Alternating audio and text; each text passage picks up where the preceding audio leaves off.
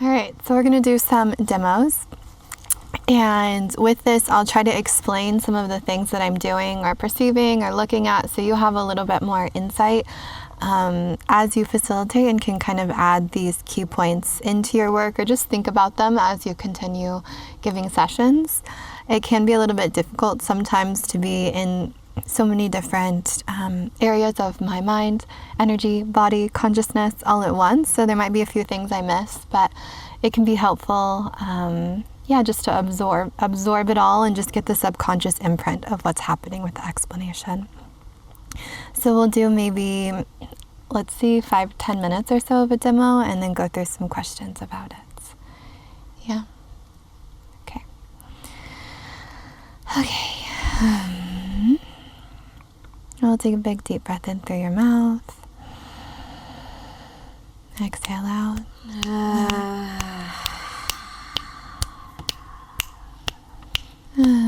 So the snapping's coming through just as it's kind of unlocking the frequency. It's like as if it's logging in. Take another big deep breath into the bottom of your belly. So I could feel in my body that's where the energy wanted to move in her body. And as she exhaled, it was quite apparent that that energy was stored there.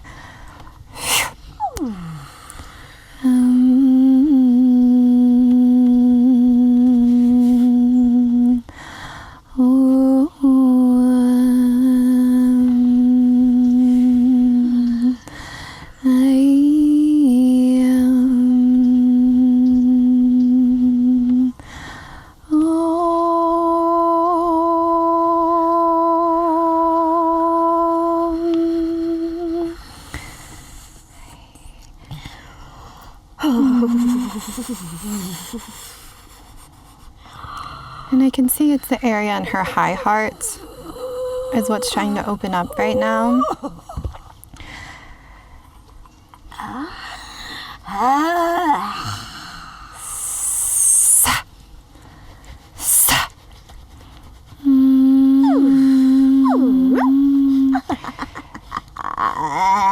Yeah, still staying with this area in your high heart, not opening to other energies. That's still what wants to move.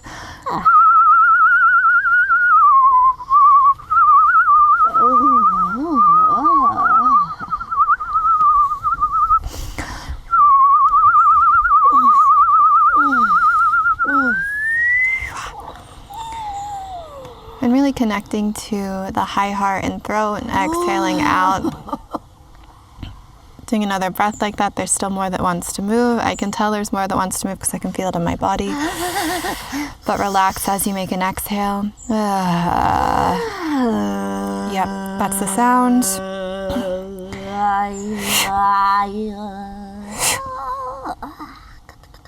And you can tell by the vibration they make where that's rattling in their body.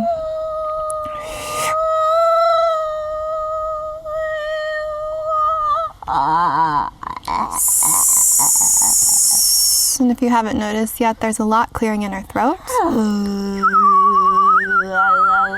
It's like the energy has moved up. We're in the next area.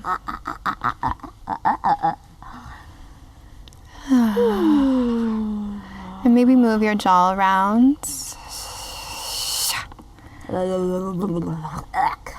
Yep, yep, yep, yep, yep. Keep following it.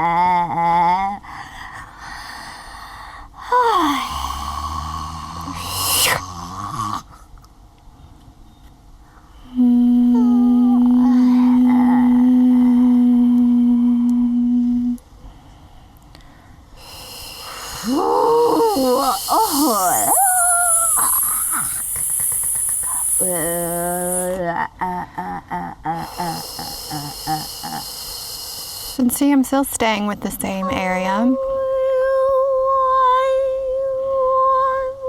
I only start to transition the areas when it really feels complete, or when the clearing is fully done. So it can be a while staying with these different areas in the body. It's not usually an instantaneous move that's happening.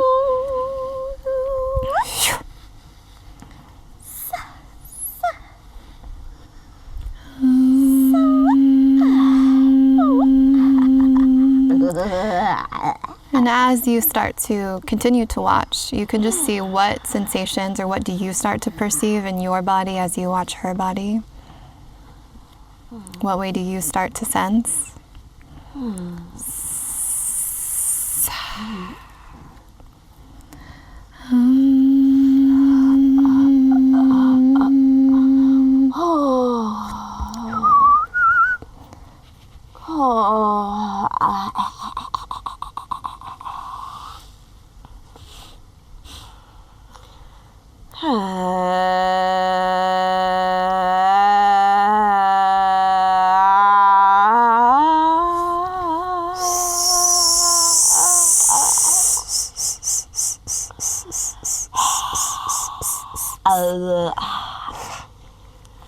And try to maybe cough or do something a bit deeper. Yeah.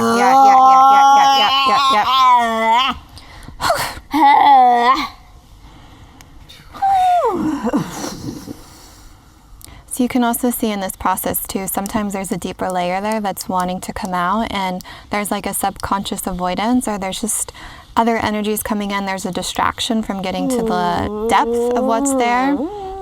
So by connecting her to the depth of what's there, it's also let her access that and actually move it out versus kind of dancing around it.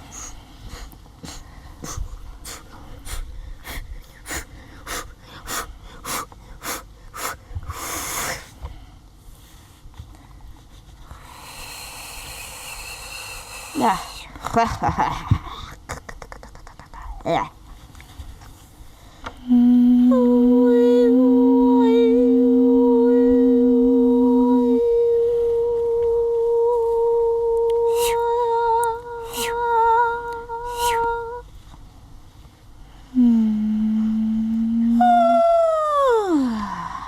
And wiggle your jaw from side to side. Try to be more into your jaw. You can still make it easier on your body, but send your awareness more into your jaw, your face. Yeah.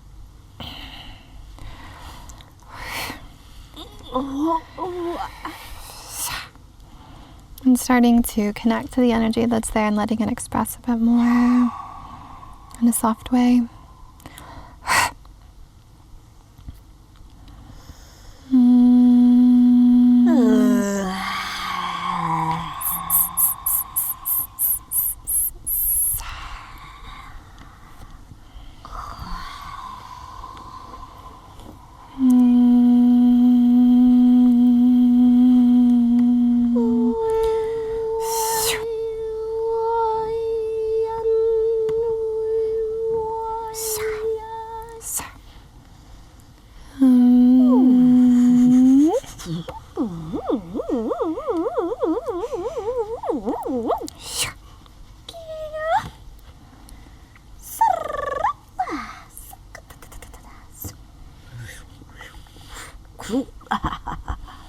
And we'll start to just gradually close the process.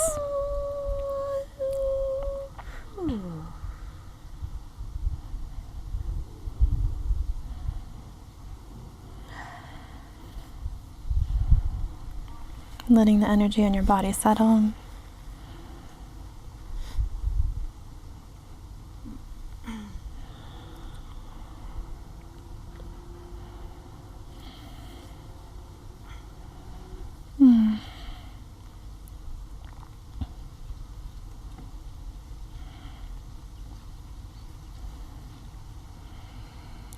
Bringing one hand to your heart and one hand to your belly. And bringing touch or stretches into your system that are supportive to coming back.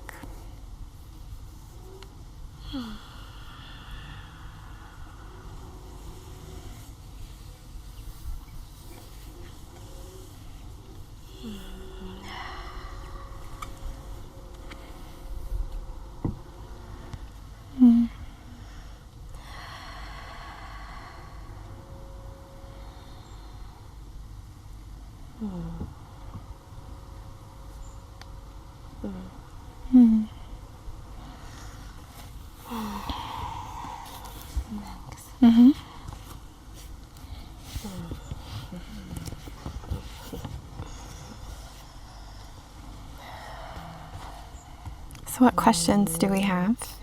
I would have guessed her solar plexus because she came up like this. Mhm. I wouldn't guess the throat. Mm-hmm. Would be wrong because I can obviously not feel into Mm-hmm. people like this yet. Mm-hmm.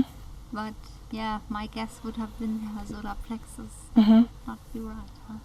Yeah, so oftentimes when the body is really opening like this, for so many people, that's like the traditional Kundalini move almost, is when we go into fish pose. But actually where the block is higher up in the body. It's not here. This is actually open if you're getting that much movement. And then the energy is coming up and it's usually getting stuck right here for a lot of people. And that's actually probably the most common thing that's happening is when people are going into fish pose, it's actually being blocked in the heart. Because it's like the heart's sometimes the most difficult area for people to be in. Yeah, and so that's where it was. That's where you feel like it was in your system too? Yeah. Definitely, because I feel I can move a lot down here, but not really like Mhm. yeah, the expression gets really stuck there. Yeah, that's what I felt too.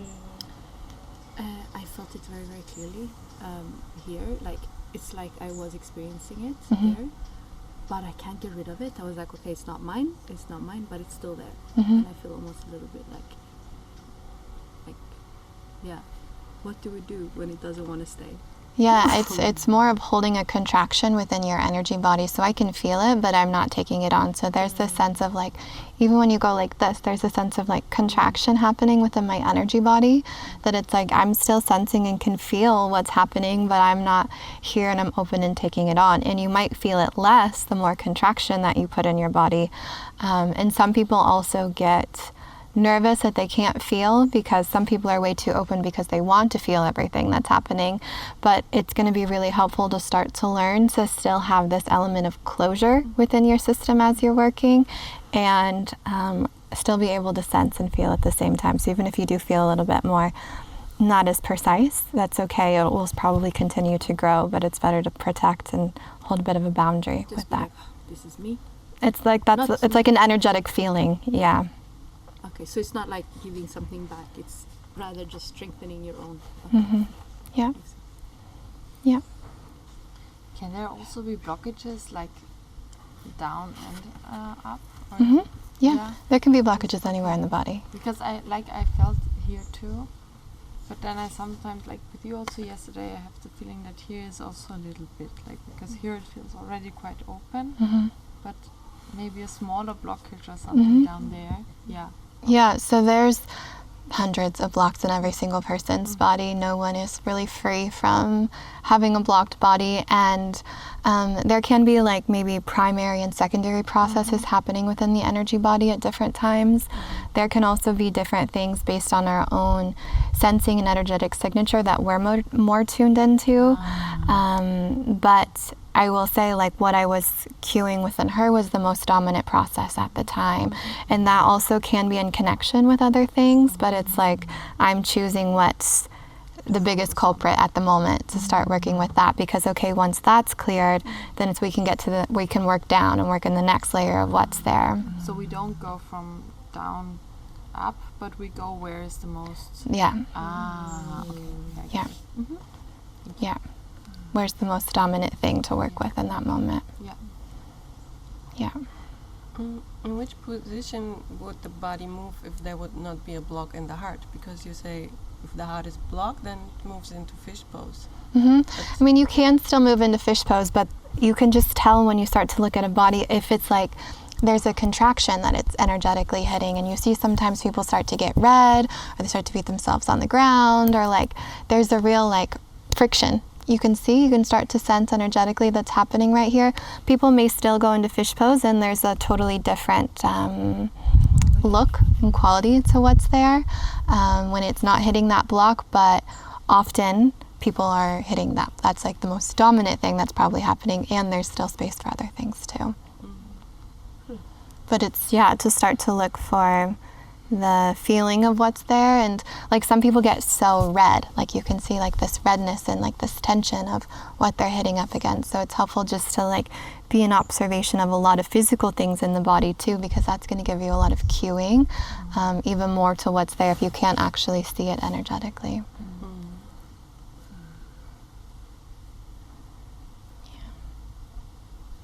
Any other questions? Really loved how you zoned in.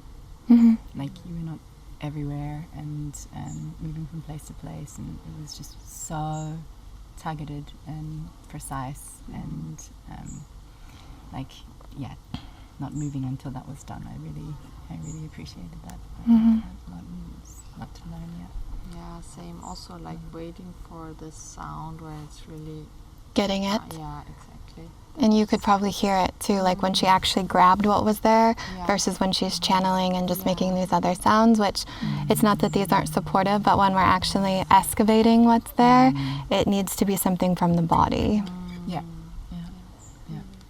Yeah, I really liked how you guided me through, because I do sometimes bypass. Mm-hmm. Yeah, I do want to bypass feelings because of the pain and things like that. So Mm-hmm.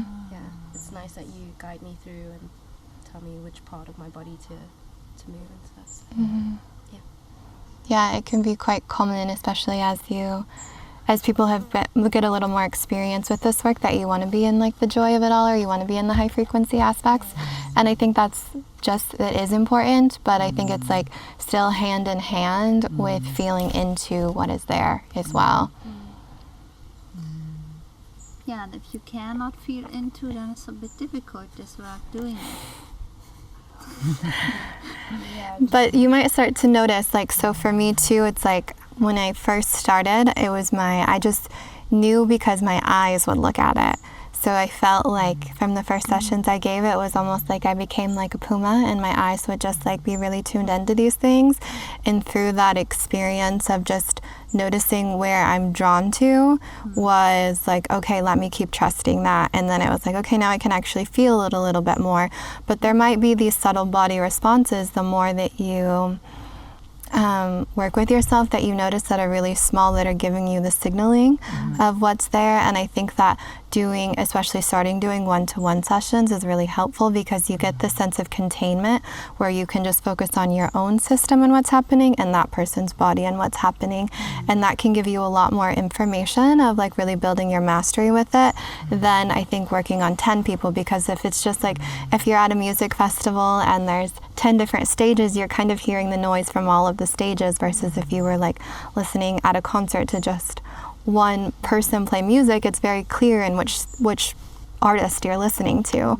And so it's kind of like that with group sessions, where there's so much going on, it gets harder for you to even sense within yourself what's happening. Yes, makes sense. How do you differentiate whether to touch somebody or not? Because you never touched me before, and it actually like put me a little bit more in my head when somebody else yesterday touched me during initiating. So how do you know whether that makes sense or not? It's more of just a feeling than anything of when I feel called to go in. And sometimes I watch a point for a while and see if that's actually a natural called to touch their body. But especially people who are at the beginning of their journey, or sometimes men who can't sense energy as well as women can, it can be helpful to touch the body for longer, because they need more of this physical connection of what's happening. So if I'm just like waving my hand around something, or something's really ethereal, it can be way harder for people to tap into that when they haven't already accessed it in some ways. So touch is definitely going to be really supportive for people who are more at the beginning stages of their experience. But I think maybe it's setting that up and saying that at the beginning of the session of there could be touch that comes out, so you can have a person relax more into that when it does come out.